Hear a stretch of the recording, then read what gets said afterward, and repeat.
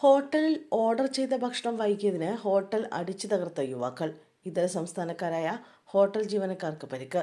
കാസർഗോഡ് തൃക്കരിപ്പൂരിലാണ് സംഭവം. ബുധനാഴ്ച വൈകിട്ട് തൃക്കരിപ്പൂരിലെ ഓക്ക് ഓഫ് ഹോട്ടലാണ് യുവാക്കൾ അടിച്ചു തകർക്കുകയും ജീവനക്കാരെ മർദ്ദിക്കുകയും ചെയ്തത്. ഇവിടെ ഭക്ഷണം കഴിക്കാനെത്തിയ 4 യുവാക്കൾ ഭക്ഷണം വൈകിയെന്നാരോപിച്ച് ഹോട്ടലിൽ പ്രശ്നമുണ്ടാക്കുകയും ഗ്ലാസുകളും പാത്രങ്ങളും എറിഞ്ഞ് തകർക്കുകയുമായിരുന്നു.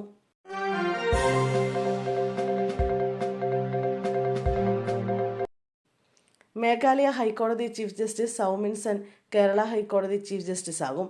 സുപ്രീംകോടതി കൊളീജിയം നൽകിയ ശുപാർശ അംഗീകരിച്ച കേന്ദ്ര സർക്കാർ ഉത്തരവിറക്കിയതോടെയാണ് സൗമിൻ സെൻ കേരള ഹൈക്കോടതിയുടെ തലപ്പത്തേക്ക് വരുന്നത്. ഡിസംബർ 18-നാണ് ജസ്റ്റിസ് സൗമിൻ സെന്നിനെ കേരള ഹൈക്കോടതി ചീഫ് ജസ്റ്റിസ് ആക്കാനായി സുപ്രീംകോടതി കൊളീജിയം ശുപാർശ നൽകിയത്.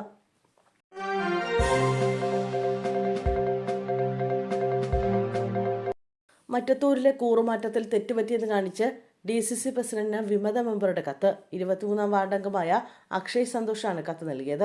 പാർട്ടിയിൽ തിരിച്ചെടുക്കണമെന്നും ആവശ്യമുണ്ട്.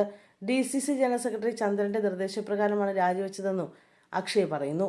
പുതിയ മെമ്പർ എന്ന നിലയിൽ വീഴ്ച പറ്റി. പാർട്ടിയിലെ എല്ലാ തീരുമാനങ്ങൾക്കും നിർദ്ദേശങ്ങൾക്കും അനുസരിച്ച് പ്രവർത്തിക്കും. BJPയുടെ പിന്തുണയോടെ ഭരണം പിടിക്കാമെന്ന TM ചന്ദ്രനും പറഞ്ഞതായും കത്തിൽ പരാമർശമുണ്ട്.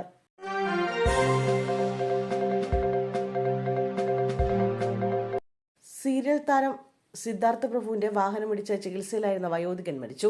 തമിഴ്നാട് സ്വദേശിയായ തങ്കരാജാണ് മരിച്ചത്. കഴിഞ്ഞ ഒരാഴ്ചയായി കോട്ടയം മെഡിക്കൽ കോളേജ് ആശുപത്രിയിൽ ചികിത്സയിലായിരുന്നു തങ്കരാജ്.